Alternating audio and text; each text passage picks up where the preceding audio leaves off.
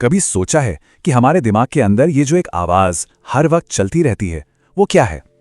मतलब एक कमेंटेटर की तरह जो हर बात पर अपनी राय देता है, हमें जज करता है और हमारी पूरी जिंदगी की कहानी सुनाता रहता है।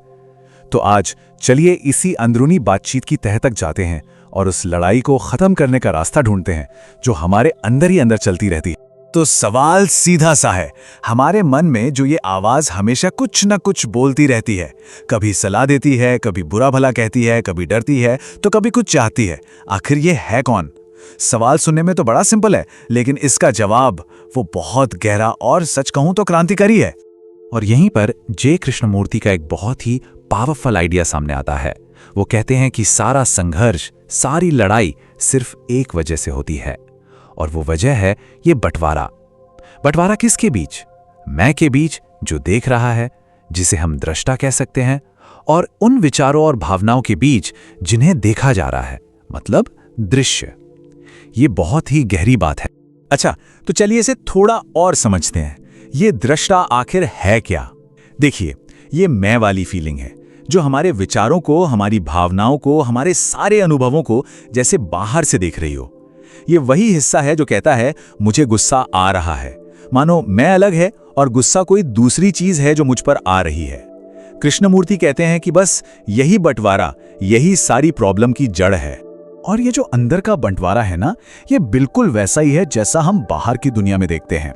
जैसे दो देशों के बीच, दो धर्मों के बीच या दो गुटों के बीच का बंटवारा झगड़े पैदा करता है, ठीक वैसे ही हमारे अंदर देखने वाले और देखी जाने वाली चीज का ये बंटवारा एक कभी ना खत्म होने वाली दिमागी लड़ाई को जन्म देता है। अब इस बंटवारे को और अच्छे से समझने के लिए ना, हिंदू दर्शन में एक बहुत ही खूबसूरत मेटाफर है।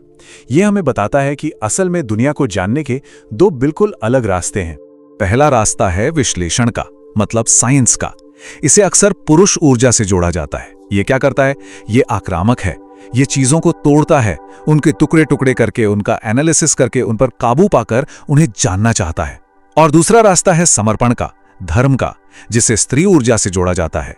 ये ग्रहण करता है, झुकता है और चीजों को पूरा का पूरा अनुभव करके उन्हें जानता है। और ये बात कितनी सही है ना? सोचिए, आप एक फूल की एक एक पत्ती, एक एक केमिकल का एनालिसिस कर सकते हैं, या फिर आप बस उसकी सुंदरता को महसूस कर सकते हैं, उसका अनुभव कर सकते हैं, पर आप दोनों काम एक साथ नहीं कर सकते। जैसे ही आप उसे तोड़ने लगते हैं, उसकी असलियत, उसका सार खत्म हो जाता है। आप उसके बारे में तो जान जाते हैं, पर आप उसे जान नहीं पाते। तो सवाल ये उठता है कि आखिर ये बंटवारा, ये भ्रम बनता कैसे है? वेदांत दर्शन में इसकी पूरी आर्किटेक्चर समझाई गई है और ये तीन मेन कॉन्सेप्ट्स पर टिकी है। सबसे पहली चीज है अविद्या। इसे आप कह सकते हैं एक बुनियादी गलतफहमी, दुनिया को देखने का एक गलत तरीका। अविद्या की वजह से हम एक जुड़ी हुई, बहती हुई सच्चाई को अलग अलग टुकड़ों में देखने लगते हैं, अलग अलग चीजों और कॉन्सेप्ट्स में। हम हर चीज पर एक नाम, एक लेबल चिपका देते हैं। और इसी अविद्या से जन्म होता है माया का। माया क्या है? ये वो भ्रम की दुनिया है जो हमारी गलत सोच हमारे सामने खड़ी कर देती है। ये बहुत आकर्षक है, एक तरह की चकाचौंध जो हमारा ध्यान खींचती है और हमें असली सच्चाई से दूर रखती है। और हम इसी माया की दुनिया में सुख और दुख को ढूंढते रहते हैं। और इस पूरे स्ट्रक्चर को जो चीज सीमेंट करती है वो है अहंकार, यानी मैं बनाने वाला। ये वो टूल है जो हमारी यादों, हमारे विचारों, हमारे अनुभवों को इकट्ठा करके मैं की एक अलग पहचान बना देता है। और यही मैं हमारा दृष्टा, हमारा ऑब्जर्वर बन जाता है। अहंकार इस पूरे इल्यूजन को एकदम पक्का, एकदम ठोस बना देता है। और अब हम आते हैं इस पूरी कहानी के सबसे जरूरी, सबसे बड़े ट्विस्ट पर। वो एक इनसाइट जो इस पूरे इल्यूजन के महल को गिरा सकती है। और ये एक ऐसा आइडिया है जो पहली बार सुनने में शायद थोड़ा चौंकाने वाला लगे। तो सवाल ये है, अगर हर विचार को देखा जा रहा है, हर भावना को देखा जा रहा है, तो फिर ये देखने वाला कौन है? ये मैं जो इन सबसे अलग होकर इन्हें देख रहा है, ये आखिर है कौन? क्या ये सच में अलग है भी? चलिए इस मेंटल प्रोसेस को स्टेप बाय स्टेप समझते हैं। सबसे पहले कोई एहसास पैदा होता है, मान लीजिए गुस्सा। फिर फौरन एक दूसरा विचार आता है जो उस पर एक लेबल लगाता है, मैं गुस्से में हूं।